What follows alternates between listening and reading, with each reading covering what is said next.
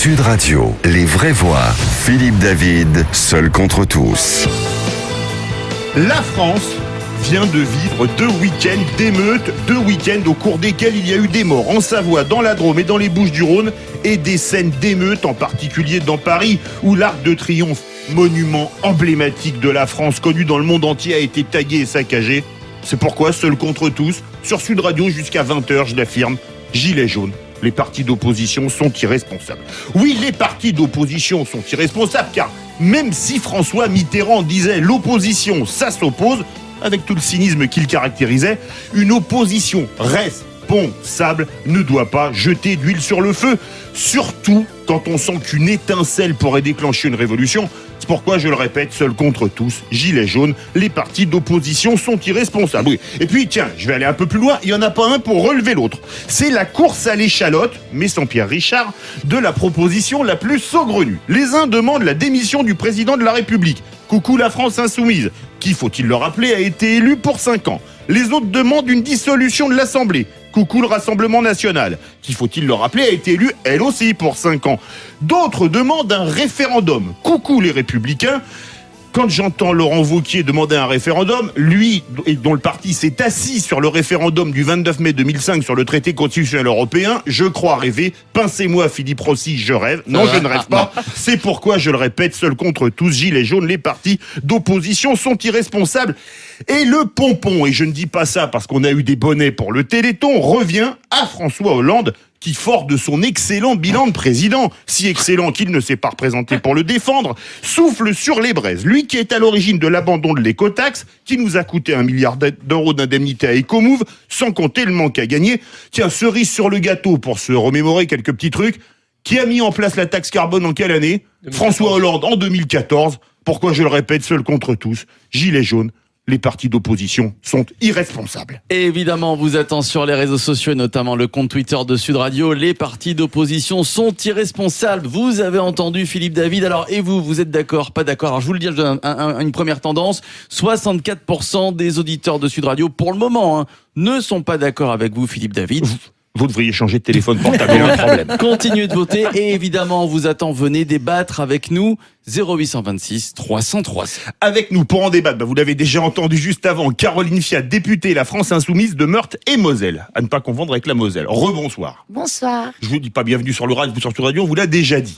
Corinne Tapiero, élue Les Républicains de Paris 12. Bonsoir. Bonsoir. Bienvenue sur Sud Radio. Merci. Et Jean Messia, économiste, délégué national aux argumentaires du Rassemblement National. Bonsoir. Bonsoir. Bienvenue sur Sud Radio. Galanterie oblige, comme toujours sur Sud Radio, on commence avec les dames. Bon, Corinne Tapiero n'a pas encore eu la parole. Corinne Tapiero, les partis d'opposition, mais tiens, y compris le vôtre, sont irresponsables. Écoutez, vous pouvez lancer des anathèmes comme cela. Moi, je pense que... Allez-y, dites que je lance des fatwas, que je suis le grand méchant loup. Les partis d'opposition apportent leur contribution dans le cadre des institutions, donc ni plus ni moins. Il est tout à fait normal qu'ils puissent s'exprimer, mais les vrais irresponsables, excusez-moi, c'est Monsieur le Président de la République et son gouvernement qui a fait une campagne sur des mensonges, qui a dit que le train allait coûter moins cher, que les retraités allaient mieux se porter, qui a fait croire à un nouveau monde et à un ruissellement. Aujourd'hui, c'est quoi ? Les Français sont dans le marécage. De quel nouveau monde parlons-nous ? C'est un monde qui est pourri, où on laisse se paupériser des pans entiers de la population. Et ça n'est pas acceptable. Alors, vous avez gentiment... tacler Laurent Wauquiez sur la proposition d'un référendum. J'ai taclé tout le monde, parce que tout le monde est à mes yeux irresponsable. Je ne vais pas répondre pour mes collègues à côté, mais il n'en demeure pas moins que quand on est dans une crise telle qui était la nôtre, une sortie de crise, il fallait trouver des solutions. C'en était une. Je ne pense pas qu'un référendum, malgré tout, soit l'alpha et l'oméga, parce que dans une situation crispée comme celle que nous connaissons aujourd'hui, évidemment, quelle que soit la question, la réponse, ça sera non, parce que ce sera un plébiscite pour ou contre Macron. Donc, ça va pas être compliqué. En revanche, là, aujourd'hui, on a eu des propositions à minima, donc on reviendra dessus. Mais je ne peux pas m'empêcher d'y voir derrière le cynisme de l'approche des échéances électorales et le cynisme d'avoir le besoin de faire passer plus facilement et mieux le passage du prélèvement à la source qui va intervenir au mois de janvier. Dire que j'ai fait lancer des anathèmes alors que vous mettez en parallèle cynisme et politique, je vous revaudrai ça, Corinne Tapiero. Caroline Fiat, Gilets jaunes, les partis d'opposition sont irresponsables. Oui, alors juste une précision, la France Insoumise n'a pas demandé la démission de M. Macron. Ah, si, François Ruffin. François Ruffin est qui allé est député devant... de la France Insoumise. François Ruffin est allé devant l'Élysée remonter les revendications des Gilets jaunes de sa circonscription. Et l'une des revendications des Gilets jaunes de sa circonscription était la démission de Macron. Donc c'est M. Ruffin qui était porte-parole. Il a fait ça parce que c'était une rime facile, c'est ça? Non, c'était la revendication des Gilets jaunes. Non, mais c'est en précision. C'était la revendication des Gilets jaunes de la circonscription de François Ruffin. Et un peu partout ailleurs, parce que sur ma circonscription, j'ai beaucoup entendu de Macron démission aussi. Mais là n'est pas forcément le sujet. Hier, on nous a fait voter dans l'hémicycle le projet de loi de finances de la sécurité sociale, où se trouvent des points de revendication des Gilets jaunes. Nous avons demandé une motion de rejet. Il y a eu une motion de renvoi. Moi, j'ai pris la parole pour expliquer... Et il y aura bientôt une motion de censure, si j'en crois Jean-Luc Mélenchon. Là, sur le projet de loi de finances de la sécurité sociale, moi, j'ai pris la parole et j'ai demandé solennellement à tout le monde de voter contre ce projet de loi pour qu'on le retravaille ensemble et pour qu'on arrive à apaiser la situation, à arrêter les violences et les mobilisations en répondant à des revendications des Gilets jaunes. Ça a été refusé. Et c'est d'autant plus grave qu'en plus, dans ma prise de parole, j'ai précisé que nous étions moins d'une centaine de députés parce que les lundis, nous sommes en circonscription et vu ce qui se passe actuellement dans nos circonscriptions, on doit être sur le terrain. Et donc, on ne pouvait pas être tous présents dans l'hémicycle. J'ai demandé à ce qu'un vote solennel ait lieu aujourd'hui parce que là, on était tous là, et n'ont pas accédé à ma demande. Donc s'il y a bien un responsable, c'est le gouvernement. Jean Messia, les partis d'opposition sont irresponsables, le vôtre comme les autres. Tiens, en plus, ça rime. Les partis d'opposition, lesquels? Parce que si vous voulez, moi je vois qu'il y a des partis d'opposition, il y a le fond et la forme. Sur la forme, on a quand même des partis d'opposition, les Républicains et la France Insoumise, qu'il ne faut pas l'oublier, ont appelé à voter Emmanuel Macron. Ah non, donc, la France Insoumise, non, ça nous a coûté assez cher. Et y compris votre distingué collègue, M. Ruffin, qui avait appelé à voter Emmanuel Macron, même s'il concédait qu'il allait rester un fervent opposant. Donc il faut quand même remettre les choses à leur place. François Fillon, qui a représenté les Républicains à l'élection présidentielle, à 20h01, c'est-à-dire 1 minute après l'annonce des résultats, il appelait à voter Emmanuel Macron. Donc les partis d'opposition, moi je veux bien, mais comme disait le général de Gaulle, à un moment il faut mettre ses paroles en accord avec ses arrière-pensées. Donc ça c'est sur la forme. Sur le fond, de quel parti d'opposition parle-t-on? Nous avons effectivement 2 partis qui sont les Républicains et la France Insoumise, qui représentent les 2 branches de la tenaille. Je vous arrête, parce que j'ai cité le PS... Je mets tous les partis d'opposition. Hein. Oui, mais le PS aujourd'hui, je ne sais pas ce que c'est. Donc moi, je parle. Je parle des Républicains et je parle de la France Insoumise parce que l'opposition, c'est ce qui n'est pas la majorité. Tout à fait. Ça, c'est excellent. Ce que vous dites politique, ça. Ça reste oui, mais c'est exact. C'est exact quand même. Écoutez, ils ne sont pas représentés ici, donc je parle à mes co-débattrices, exactement. Donc, si vous voulez. L'opposition, nous avons ici en fait les 2 branches de cette tenaille qui encercle et enserre le peuple français depuis des décennies. Nous avons d'un côté les représentants de la France du haut, de cette bourgeoisie friquée avec laquelle les Républicains ont fini par faire corps et qui les représentent, qui sont devenus leur porte-voix. Et nous avons effectivement la France insoumise, cette gauche qui, depuis des décennies, a abandonné le peuple et se fait maintenant, depuis quelques années, le défenseur de toutes les minorités possibles et imaginables au détriment de cette majorité silencieuse. Or, aujourd'hui, ce qui est dans la rue, c'est ce peuple central qui n'est défendu par personne, hormis par le Rassemblement national, puisqu'une grande partie d'entre eux, ce sont nos électeurs. C'est cette France du centre, ce peuple central. Pas que. Ah oui, c'est vrai, il y a effectivement les Black Blocs et il y a les racailles de banlieue qui cassent, parce que moi, on parle de l'ultra-droite, je ne sais pas ce que c'est, je ne les ai pas vus. D'après la police, il y avait de tout, de l'ultra-droite, de l'ultra-gauche, des Black Blocs, etc. La police, elle dit ce qu'elle veut, mais s'il y a un drapeau à fleur de lys suffit pour dire qu'il y a l'ultra-droite, si vous voulez, ça commence à être un peu beaucoup. Donc, si vous voulez, pour terminer, aujourd'hui, ceux qui sont dans la rue, ce sont effectivement cette France centrale, qui est aussi la France périphérique et qui n'est représentée que par le Rassemblement national. Reprenez tous les slogans du Rassemblement national depuis 20 ans, vous allez voir que toutes les revendications des Black Blocs, des Gilets jaunes sont exactement les mêmes que la sève qui nourrit notre projet présidentiel depuis des décennies. Vous êtes bien sur Sud Radio, il est 19h14, seul contre tous, je l'affirme. gilets jaunes, les partis d'opposition sont irresponsables. Philippe Rossi, selon le score, je vais vous conseiller de jouer parce que toute la semaine on fait gagner des iPhones reconditionnés remade. Et si je suis toujours minoritaire, je pense que votre téléphone a un problème et qu'il faudra jouer.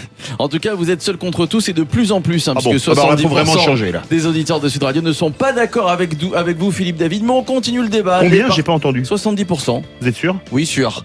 Les partis d'opposition sont irresponsables. Le débat est lancé. On revient dans quelques instants et le 0826 300 300 pour participer à l'émission. À tout. Sud Radio, les vraies voix. Philippe David, seul contre tous. Gilets jaunes, les partis d'opposition sont irresponsables. C'est ce que j'affirme jusqu'à 20h sur Sud Radio dans Les Vraies Voix. Avec nous pour en débattre, Caroline Fiat, députée France Insoumise de Meurthe-et-Moselle, Jean Messia, économiste, délégué national des argumentaires du RN, et Corinne Tapireau, élue Les Républicains de Paris 12. Le sujet fait réagir. Pour le moment, je suis très légèrement minoritaire parce que vous êtes 30% d'accord avec moi. Et on nous appelle Bonsoir Paul. Paul ? Ah. Oui. Bonsoir Allô ? Paul. Vous nous entendez ? Oui, je vous entends. Bienvenue sur Sud Radio. Nous vous écoutons. Nous sommes tout oui. Merci. Moi, je pense que l'irresponsabilité aujourd'hui, c'est le gouvernement qui a trop tardé à répondre, qui n'a pas pris la mesure de ce mouvement de fond. Parce que moi, je suis allé sur le rassemblement le 17 novembre. C'était Vous êtes gilet jaune. Je vous coupe. Vous êtes gilet jaune, vous donc ? Moi, je suis à moitié gilet jaune. Parce qu'à un moment vous avez donné- donc un demi-gilet, c'est ça, où il est jaune Voilà, pâle ? tout à fait. Je constate une misère qui grandit, des gens qui sont dans la souffrance, et ça me plaît pas du tout, parce que je pense qu'il y a des moyens de résoudre le problème des gens. La politique, c'est d'améliorer la vie des citoyens, c'est pas de se servir avant de servir les autres. Mais ceci étant dit, je pense qu'il y a un gros décalage entre ce qu'a ressenti le gouvernement et ce qui se passe sur le terrain. Parce qu'aujourd'hui, c'est un trop-plein, et pour faire rentrer les gens chez eux, ça va être très compliqué. Moi, je suis allé à Castres voir le rugby, j'aime le rugby, c'est ma passion. À Toulouse, ça bloquait. On a eu 3 barrages sur la route. Des gens très sympathiques qui levaient les barrières de péage. Il n'y a aucune violence, ça s'est passé dans le calme. J'ai pu discuter dans un village, il y avait des supporters de Castres qui bloquaient la route. Et les gens, ils ont dit la même chose que moi. On paye trop, on ne s'y retrouve plus, les retraités sont dans la misère, les jeunes n'ont pas d'avenir, c'est l'inquiétude qu'il y a. Et je pense qu'ils n'ont pas pris la mesure de ça. Et moi, je pense qu'aujourd'hui, la question qui se pose en France, c'est où passe le pognon prélevé ? Voilà, point. Il faut répondre à ça. Tant qu'on n'aurait pas répondu à ça, on n'aura pas le calme ne reviendra pas. Alors justement, Paul, vous dites qu'une chose très intéressante. On va faire réagir nos invités. Corinne Tapireau, vous avez entendu Paul du Lot-et-Garonne. Où passe le pognon prélevé ? Moi, j'ai le sentiment que c'est une... Je vais pas dire, c'est pas un jeu de mots. J'ai failli le faire, mais c'était pas exprès. Une fronde fiscale et pas une fraude fiscale qui s'est passée et que ça a été la goutte de gazole qui a fait déborder le réservoir. Parce que vous avez entendu la statistique qui est tombée. 48,4% d'impôts dans le PIB de la France. C'est-à-dire que la France est le pays le plus taxé d'Europe.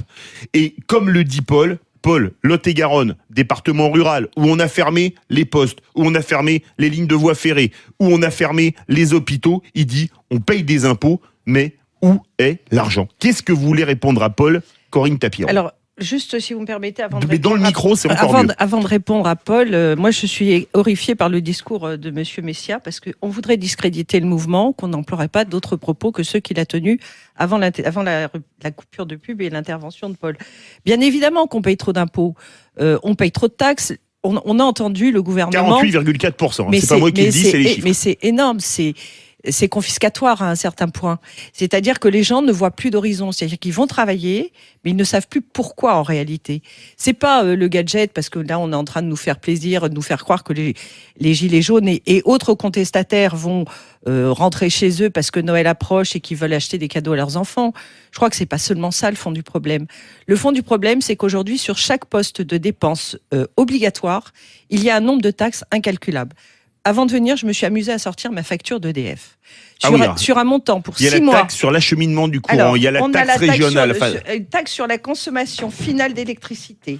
Vous pouvez parler dans le micro parce qu'il y a l'électricité. La contribution au service public d'électricité, la contribution tarifaire d'acheminement d'électricité, plus la TVA.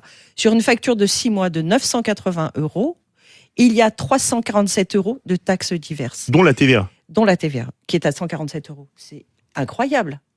C'est absolument incroyable. Donc, quand on vous dit on va en plus augmenter l'électricité, dans le même temps, on vous demande de prendre des voitures électriques, mais on va aussi fermer des centrales nucléaires. Alors, je crois qu'il y a une incohérence. On a affaire à un gouvernement en face de nous qui est un gouvernement de bleu, excusez-moi, c'est pas très gentil pour eux, mais c'est la réalité, qui n'ont aucune expérience du pouvoir, qui n'ont comme expérience, en tout cas pour le président de la République, que d'avoir été le conseiller de M. Hollande avec le succès qu'on connaît en matière économique et fiscale.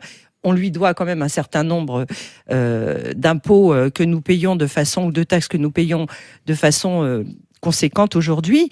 On a aujourd'hui un besoin de répondre c'est pas un moratoire comme on aime le dire, puisque ce mot moratoire me rappelle tristement les propos d'un prédicateur des frères musulmans face à Sarkozy à propos de la lapidation des femmes. C'était dans le mot du jour il y a quelques minutes. Et c'est absolument insupportable. Donc on interrompt pendant 6 mois ces taxes et puis après on va les reprendre. Non. Et ça, je pense que c'est pas de nature à calmer qui que ce soit. Jean Messia, vous avez entendu Paul du Lot-et-Garonne qui dit: où passe l'argent? C'est la question que se posent les gens. 48,4% d'impôts, taxes, cotisations, patins, couffins. Premièrement, je ne vois pas en quoi ce que j'ai dit discrédite le mouvement, à moins que vous soyez un peu comme Emmanuel Macron qui traite les Français de lépreux, de réfractaires, etc. Je représente un mouvement qui fait 11 millions de voix, dont la présidente est arrivée au deuxième tour de l'élection présidentielle. Je ne vois pas en quoi ça discrédite le mouvement. Bon, ça, c'est la première chose. La deuxième chose, vous ne répondez pas, enfin, vous n'avez pas, Madame Tapero, répondu à la question. C'est-à-dire qu'effectivement, on paye énormément de taxes, mais où va l'argent ? Eh bien, je vais vous dire où va l'argent. L'argent, elle va déjà, quand on regarde le PLF 2019, les deux... Projet de loi de finances. Le projet de loi de finances, les deux seuls postes qui augmentent sur tout le reste, c'est la contribution de la France à l'Union européenne et c'est le budget asile-immigration. Vous l'avez, la réponse. Donc moi, si vous voulez, les gilets jaunes... Enfin, ça n'explique pas les 48,4% de dépenses. Peut-être, mais je veux dire, les gilets jaunes, on parle des gilets jaunes. Les gilets jaunes, dans leur ensemble, ne comprennent pas pourquoi la France est suffisamment riche pour d'autres et très pauvre pour eux. Pourquoi est-ce que lorsque vous êtes demandeur d'asile ou lorsque vous venez d'arriver, vous êtes clandestin, vous avez le droit à des tas de choses, à des allocations, à des soins gratuits, à l'aide médicale d'État, il y en a toujours pour les autres, il n'y en a jamais pour la classe moyenne. Il faut vous rendre compte que les gens qui sont aujourd'hui dans la rue sont des gens qui n'ont plus rien à perdre. Ils n'ont plus rien à perdre parce qu'ils sont pas suffisamment riches pour vivre à l'aise, mais ils ne sont pas non plus suffisamment pauvres pour pouvoir bénéficier de tout l'État-providence. Or, aujourd'hui, notre État-providence, ce n'est pas un État-providence national, c'est un État-providence qui est ouvert à la terre entière. C'est pour ça que ça coûte cher. Si on appliquait ce que le Rassemblement national veut depuis longtemps, c'est-à-dire la préférence nationale, comme tous les pays du monde l'appliquent, c'est-à-dire réserver les droits et les privilèges de l'État-providence aux seuls citoyens, eh bien l'État-providence coûterait nettement moins cher et on le paierait beaucoup moins cher. Caroline Fiat, vous avez entendu Paul, dans le Lot-et-Garonne, qui dit où passe l'argent et les impôts. Vous êtes élu c'est moyennement rural, c'est moitié rural, moitié industriel, votre département, la Meurthe-et-Moselle. Ouais, les gens, ils ont vu des écoles fermées, ils ont vu des lignes de chemin de fer fermées, etc. Il dit où passe l'argent? Non, mais je suis d'accord avec eux. Et même nous, on pose la question, où va l'argent? Juste c'est pour une bonne répondre, question. c'est une très très bonne question. Et depuis que je suis députée, j'arrive à avoir des réponses, ce qui m'arrange. Pour répondre quand même à Monsieur Mézia, moi je suis allée sur les barrages dans ma circonscription. Et ce que je peux vous dire, c'est qu'il n'y avait pas de Rassemblement national, ni de Républicains, ni de France Insoumise. Ils sont 100%, ils ne veulent. Non, alors ne dites pas que je ne vous ai pas coupé la parole. Caroline Fiat. Ces gens la votent. Et donc, ce ne sont, voilà, ou pas. Ce sont beaucoup le disent, ils n'ont plus confiance en la politique et ne sont pas allés voter aux dernières élections. Donc, arrêtons de penser que ce sont des gilets jaunes. Ils n'appartiennent ni au Rassemblement national ni à la France insoumise, ils n'appartiennent qu'à eux-mêmes et ils sont très bien renseignés et très bien, ils commencent à s'organiser, ils n'ont pas besoin de mouvements ou partis politiques pour les aider. Et juste en précision aussi, vous parliez d'opposition, qu'il n'y a que le Rassemblement national en opposition. Je rappelle, parce que ces auditeurs n'étaient pas là, je suis députée de Meurthe-et-Moselle. Vous étiez où les députés Rassemblement national quand je me suis battue pour que les aides-soignantes aient des moyens? Vous étiez où quand je me suis battue pour supprimer le CICE? Vous étiez où, Marine Le Pen, Monsieur Alliot, tout ça? Vous n'étiez pas dans l'hémicycle. On vous a vu arriver que pour l'AME. Vous savez ce que vous faites? Vous opposez les pauvres aux misérables. Au lieu de comprendre comment que les gens qui n'ont pas les moyens, que ce soit les émigrés ou que ce soit les Français ou je ne sais quoi, parce que vos propos sont vraiment ignobles. Mais je suis désolée, il ne faut pas opposer les deux. Et la seule chose, c'est qu'il faut aller chercher l'argent où il est, c'est-à-dire chez les ultra-riches. Vous êtes bien sur Sud Radio, les vraies voix seules Pour les contre donner à tous. Les qui partis d'opposition sont irresponsables. On se retrouve dans quelques instants. Sud Radio, les vraies voix. Philippe David, seul contre tous. Retour des vraies voix je vais y arriver. Des vraies voix seules contre tous jusqu'à 20h sur Sud Radio. Pourtant, je n'ai pas bu. Pour en débattre, oui, je l'affirme, Gilets jaunes, les partis d'opposition sont irresponsables. Pour en débattre avec nous, Caroline Fiat, députée France Insoumise de Meurthe et Moselle, Jean Messia, économiste, délégué national aux argumentaires du Rassemblement national, et Corinne Tapiero, élue Les Républicains de Paris 12. Votre téléphone va-t-il mieux, mon cher Philippe Rossi? Non, il est très malade même, puisque 75%, non tiens, ça a changé, 76% de nos auditeurs ne sont pas d'accord avec 70 vous. toujours. 76 même. J'ai mal entendu. 76% de nos auditeurs ne sont pas d'accord avec vous lorsque vous affirmez les partis d'opposition sont irresponsables. Alors vous pouvez inverser la tendance pour faire plaisir à Philippe David. Il vous suffit de voter me sur le ferait compte plaisir, Twitter de Sud j'avoue. Radio ou alors venez débattre avec nous, encore mieux, 0826 300 300. On nous appelle d'ailleurs de Marseille. Nous avons Serge. Bonsoir Serge. Oui, bonsoir. J'espère que tout le monde va bien. Oh bah, on Moi, espère je vous voulais aussi. Il y a dire- du soleil dans votre accent déjà, ça fait du bien. Ouais, mais on le voit pas, on le voit pas parce qu'il y a Excusez-moi, que mais on 300 de sent lune. dans votre accent, on sent la bouillabaisse. Ça fait, ça met en appétit à 19h30. Comme disait Fernandel, c'est un accent qui s'enlaille. Et le pastis. Voilà. Et le Pour pastis. faire passer le goût de l'ail. On ne voit pas le soleil, il n'y a qu'un croissant de lune, mais ça veut quand même dire qu'il n'y a pas beaucoup de nuages. Alors voilà, mon propos c'est celui-là, c'est que je ne vois pas d'opposition en France.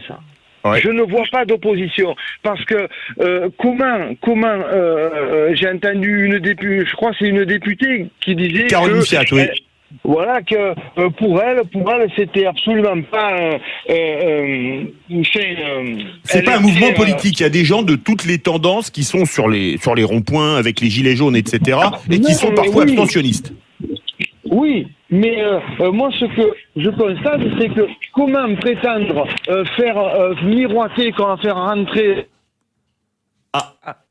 On a un problème de ligne. On va rappeler Serge de Marseille. Malheureusement, il y a eu un petit problème de coupe. On va le rappeler immédiatement. Serge, il dit quand même une vraie chose. Oui, j'ai coupé le sifflet à Caroline Fiat tout à l'heure et je vous fais réagir tout de suite Jean Messia. Quand vous entendez Serge qui dit « Moi, je ne vois pas d'opposition en France », Serge de Marseille, qu'est-ce que vous lui répondez? Mais les gens sont tellement dégoûtés de la politique et des hommes et des femmes politiques qui ne suivent plus ce qui se passe. Moi, quand je suis arrivée sur les barrages, pourtant c'est ma circonscription. J'ai envie de penser que les gens pourraient savoir qui est leur député et que j'aurais dit que j'étais aide-soignante et qu'avant d'être députée, j'étais maman de 4 enfants, aide-soignante de nuit au SMIC. Ils sont tombés en disant « Ah, on savait pas ».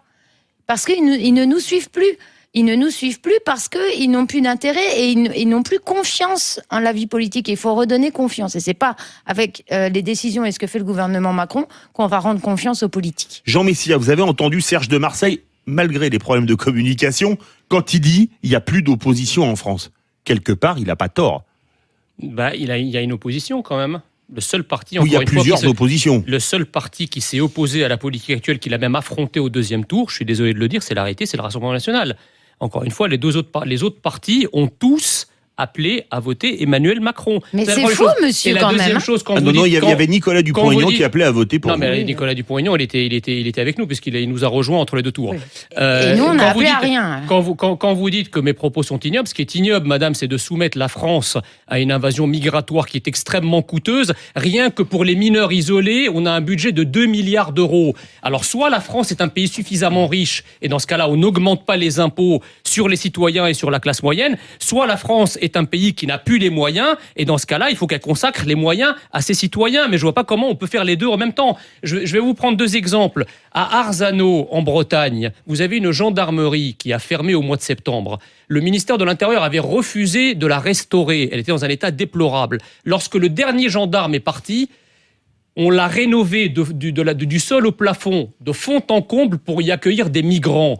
Voilà la France d'aujourd'hui. C'est-à-dire qu'on a des moyens uniquement quand il s'agit d'accueillir l'autre, mais on n'a plus de moyens pour les nôtres. Et ça, les classes populaires et les classes moyennes le ressentent au plus profond. C'est aussi contre ça qu'aujourd'hui elles se battent. Corinne Tapiero, vous avez entendu Serge de Marseille, vous qui êtes parisienne. Qu'est-ce que vous avez envie de lui répondre? Écoutez, on se rend compte que la population est en désaffection de la vie politique. Alors qu'on ne vous reconnaisse pas dans un barrage, excusez-moi, c'est pas très étonnant d'abord parce qu'il y a eu un brassage très très important lors du Je renouvellement rappelle que c'était votre première élection comme député. de la législature, donc c'est pas très très étonnant.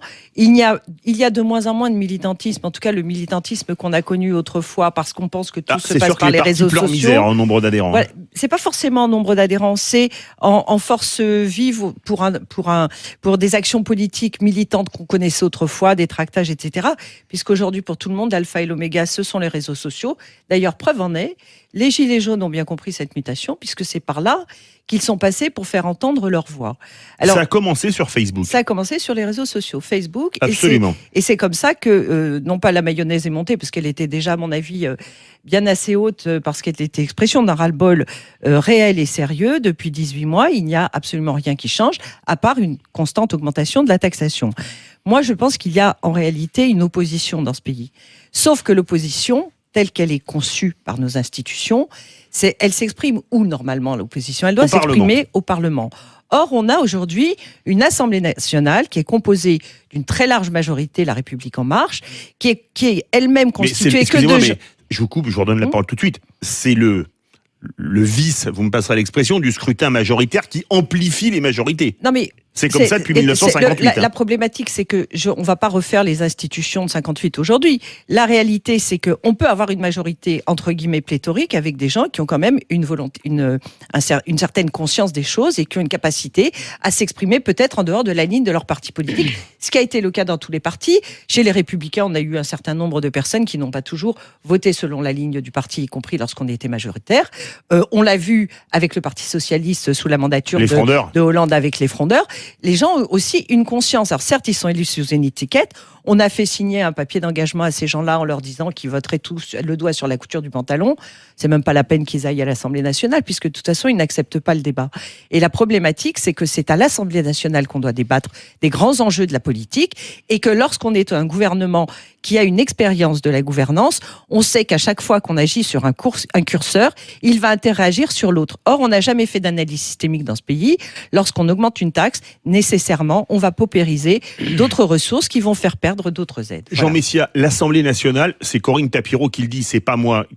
C'est là où les choses doivent se passer. Théoriquement, il y a aussi le Sénat, mais est-ce que l'Assemblée nationale est représentative? Et avec le scrutin majoritaire, de toute façon, ça amplifie les majorités, quelles qu'elles soient. Hein. Alors, ça amplifie les majorités, ce qui est une bonne chose lorsque la vie politique française est bipolarisée, puisqu'en fait, le système majoritaire a contribué à la bipolarisation de la vie politique française. Mais je le rappelle, il date pas d'aujourd'hui, il date de 60 ans. La droite et la gauche, pardon. Il date de 60 ans, le scrutin majoritaire. Tout à fait, mais je veux dire, il a contribué... Il y a eu une élection à la proportionnelle, c'est 86. Il a contribué à éliminer tous les petits partis qu'on avait sous la 4ème République pour bipolariser la vie française autour d'un pôle de gauche représenté principalement par le PS, et un pôle de droite représenté principalement par feu le RPR, puis l'UMP, etc. Aujourd'hui, on voit bien que les sensibilités politiques en France ne sont plus bipolarisées, à commencer justement par l'avènement du Rassemblement national comme parti de gouvernement. Il date pas d'aujourd'hui, hein, c'est 84 le premier succès électoral. Certes, mais je veux dire aujourd'hui... sur une élection nationale. Justement, quand vous vous rappelez qu'en 86, il y avait justement le scrutin à la proportionnelle, eh bien, avec un score moindre que celui que nous... départemental. Avec un score moindre que celui que nous réalisons aujourd'hui au niveau national, nous avions 36 députés. Aujourd'hui, nous avons un parti qui est finaliste de l'élection présidentielle, 11 millions de voix, 34% des votants, et nous avons que 6 députés. Alors évidemment, moi j'interviens beaucoup sur les chaînes arabophones où on me dit mais finalement ce que vous avez c'est un printemps arabe. C'est exactement ce que nous avons vécu en 2010-2011. Mais nous on comprend pourquoi on l'a vécu parce qu'en fait nos institutions sont très faibles. Comme il n'y a pas d'institution pour représenter le peuple s'est exprimé dans la rue. Eh bien, je crains qu'aujourd'hui, en France, nous ayons un peu la même chose. C'est-à-dire que comme les institutions ne sont plus représentatives, eh bien, ce qui ne peut être obtenu par la voie institutionnelle, les gens l'expriment dans la rue. Caroline Fiat, vous me passerez l'expression, jeune député. Ça fait 1 an et demi que vous avez été élu pour la première fois.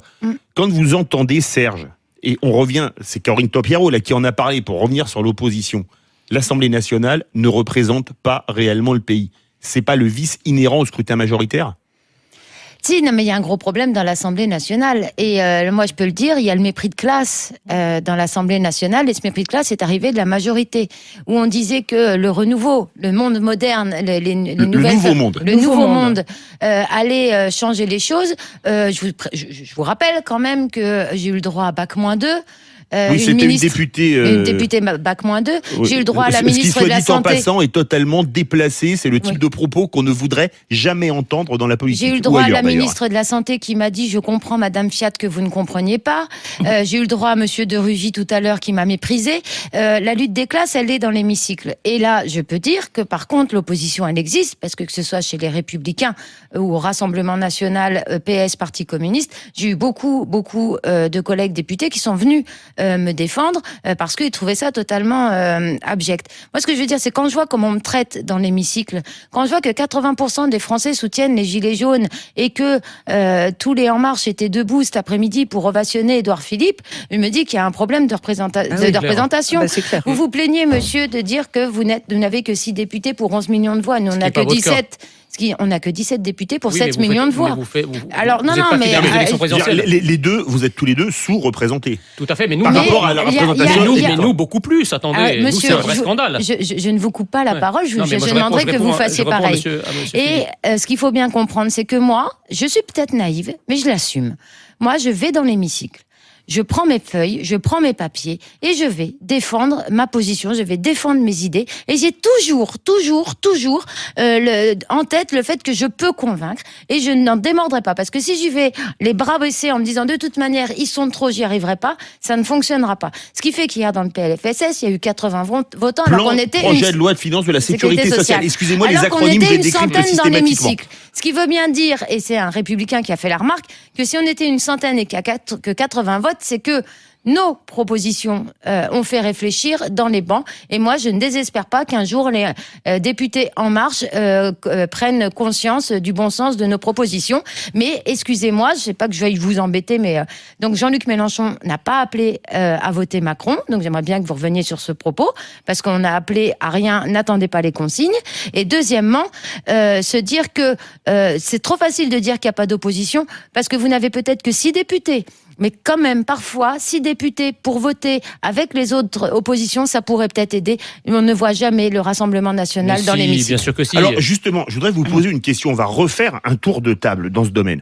Tiens, je vais continuer avec vous parce qu'on va parler de Jean-Christophe Ruffin, dont... Jean-Christophe Ruffin. C'est dans Winnie l'ourson, Jean-Christophe. Mais j'aime bien Jean-Christophe de Winnie l'ourson. De François Ruffin. Je ne sais pas pourquoi je l'appelais Jean-Christophe, excusez-moi. De François Ruffin, qui appelait, alors, à titre personnel, vous l'avez dit, à la démission du président de la République.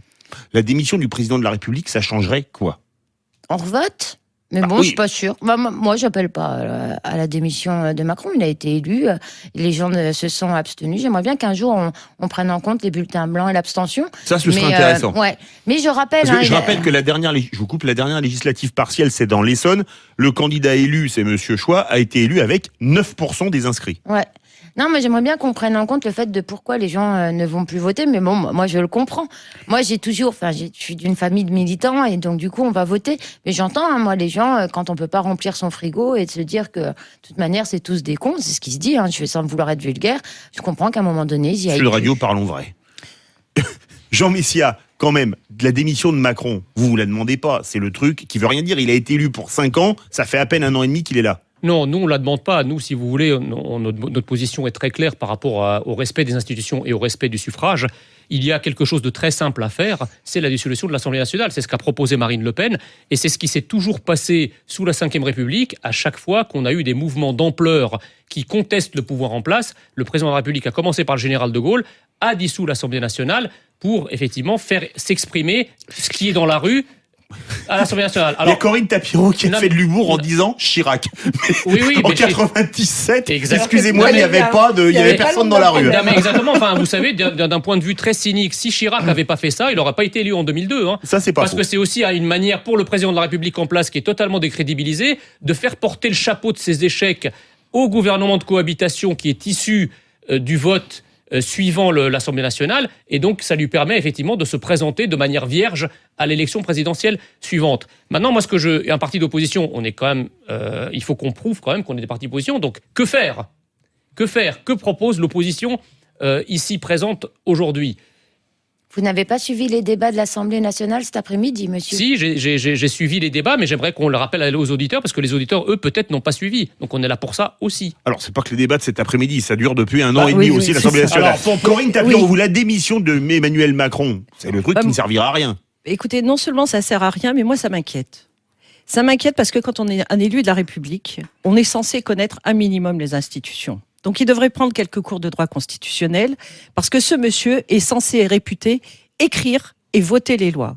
Donc s'il a aussi peu de respect et de connaissance pour les lois qui existent et qui régissent nos institutions pour arriver à demander la démission du président de la République, je trouve ça insensé. Maintenant, si le président de la République sent qu'effectivement, il ne pourra pas venir à bout de ce dossier, qu'il ne pourra pas mener la France là où comptait l'amener parce que c'est trop difficile. S'il veut démissionner, c'est son choix le plus absolu.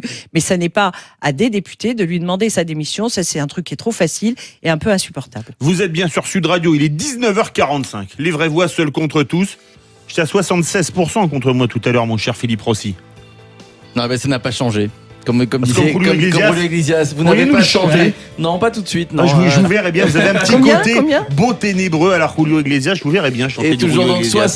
76% des auditeurs de Sud Radio qui ne sont pas d'accord avec vous, remonté, Philippe alors. David. Ça a remonté. Ça remonte. Ça a un petit peu 75. remonté, tout à fait. Vous voyez, Les partis- vous faites des fake news contre moi. Oui, j'ai trop l'habitude des fake news, c'est vrai. Les partis d'opposition sont irresponsables. Continuez de voter sur le compte Twitter de Sud Radio, d'accord, pas d'accord. Et évidemment, on vous attend. Vous êtes les bienvenus pour débattre avec nous. 0826 300 300. À tout de suite. Sud Radio, les vraies voix. Philippe David, seul contre tous. Retour des vraies voix seules contre tous et je l'affirme, gilet jaune, les partis d'opposition sont irresponsables. J'ai Christophe Bordet en face de moi, c'est pour ça qu'il est avec Louis Chabin. Ils sont en train de... J'ai l'impression que les vraies voix, pas seules contre tous, font une troisième heure. Là, ils sont toujours au taquet, nos amis. Pour en débattre avec nous, Corinne Tapiero, élue Les Républicains de Paris 12, Jean Messia, économiste délégué national aux argumentaires du Rassemblement national, et Caroline Fiat, députée France Insoumise de Meurthe-et-Moselle. Tiens, on a parlé de la démission de Macron, hypothèse d'école. Marine Le Pen, elle a demandé la dissolution de l'Assemblée nationale. C'est la seule. Ça servira à quoi? C'est la seule. L'Assemblée nationale. Elle a été élue pour 5 ans. Hein. L'Assemblée. Oui, mais enfin, on peut la dissoudre. C'est pas la première fois que ça va arriver. Ah bah, C'est Chirac. arrivé. Chirac, De Gaulle, Mitterrand. 2 fois. Voilà. Donc, si vous voulez, moi, je pense que c'est la seule solution raisonnable parce que bon, démissionner le président de la République, je veux dire.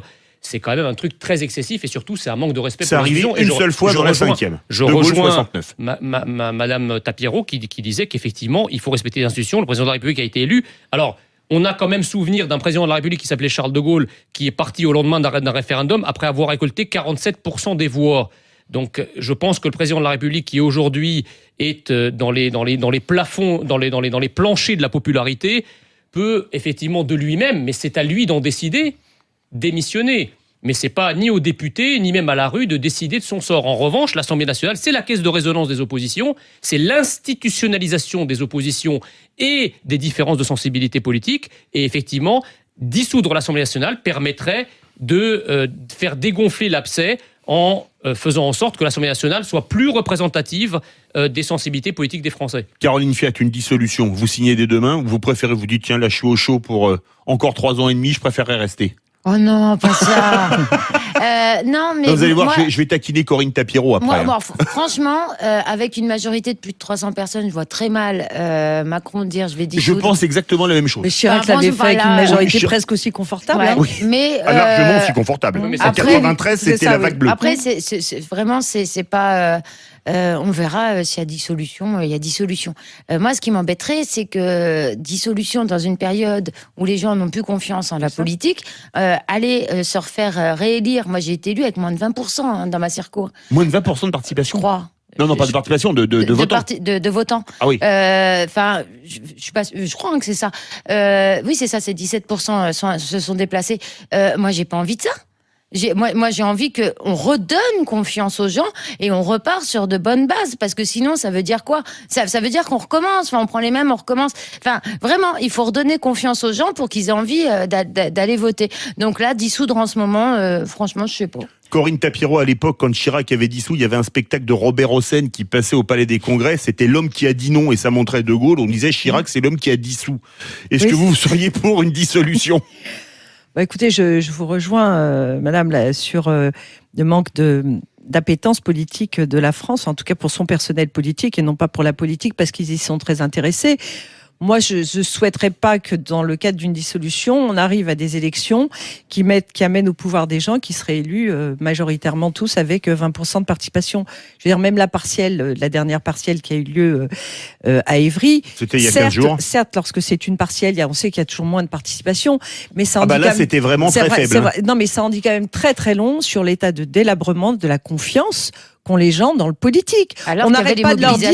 Alors, on des n'arrête gilets pas de jaunes. leur dire qu'ils s'en foutent plein les poches, qu'ils vont pas à l'Assemblée nationale, qu'ils se préservent des avantages, qu'ils payent pas de CSG, qu'ils ont des retraites confortables alors qu'eux n'en auront pas. Donc, c'est insupportable, quoi. Donc, Mais je voudrais vous poser une question à tous les trois. Que pensez-vous de l'attitude de François Hollande ? c'est scandaleux. Moi, je trouve que François Hollande, vu ce qu'il a fait pendant 5 ans, il devrait se taire. Par dignité. Par dignité.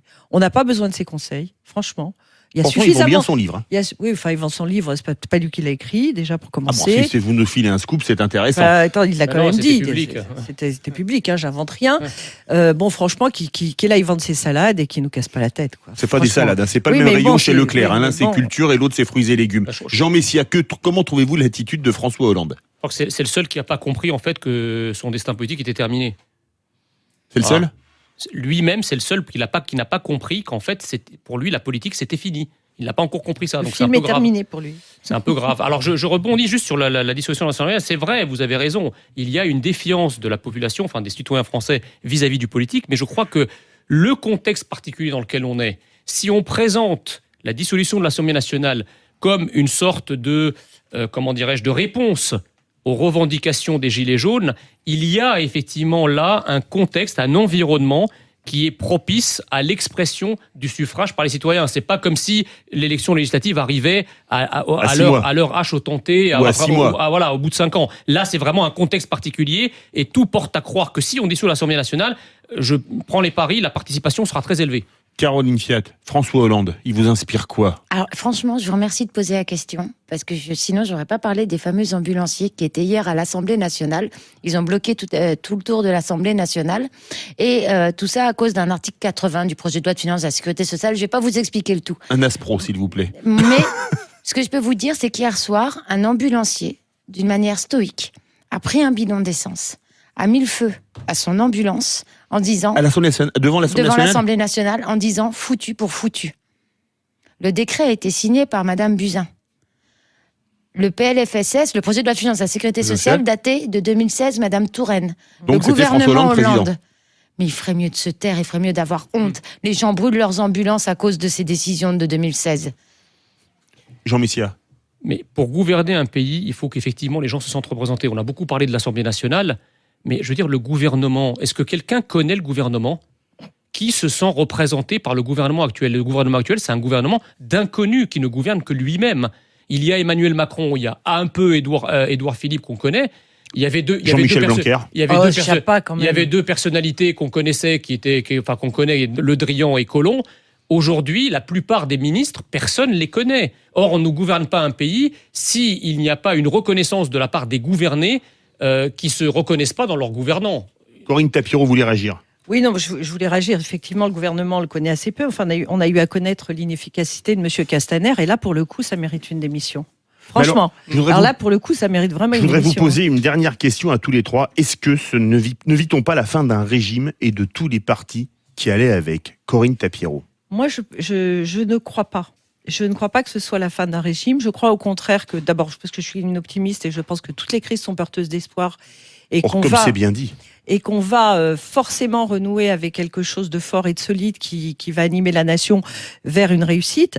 Mais ce qu'il y a surtout, c'est qu'on a une désespérance quotidienne qui s'accroît, y compris chez les classes moyennes. Jean Messia, est-ce qu'on ne vit pas la fin d'un régime et des partis qui allaient avec ? Mais vous savez, l'histoire de France est parsemée de périodes éruptives, de périodes extrêmement de convulsions politico-sociales. Moi, je crois que nous avons des élites en France qui ont comme point commun à travers l'histoire d'être atteintes d'aveuglement au désastre. Or, aujourd'hui, Macron, et c'est quelqu'un qui gouverne, qui ne connaît pas les passions françaises, pour parler comme Hobbes. il ne connaît pas les passions françaises, il ne connaît pas les aspirations des Français, et donc il s'entête, parce qu'il a beau dire qu'il est droit dans ses bottes, etc., ça ressemble à de l'entêtement, ça ressemble à de l'aveuglement, et moi je crains le pire. Je crois que le week-end prochain et ceux qui suivent vont être absolument déterminants dans la suite, dans la survie du régime. Corinne Tapiro en 20 Caroline, excusez-moi. Caroline Fiat en 20 secondes. Fin de régime. Alors moi, je fais partie d'un mouvement, la France Insoumise, qui a compris que les gens ne se trouvaient plus dans un parti, mais préféraient un mouvement.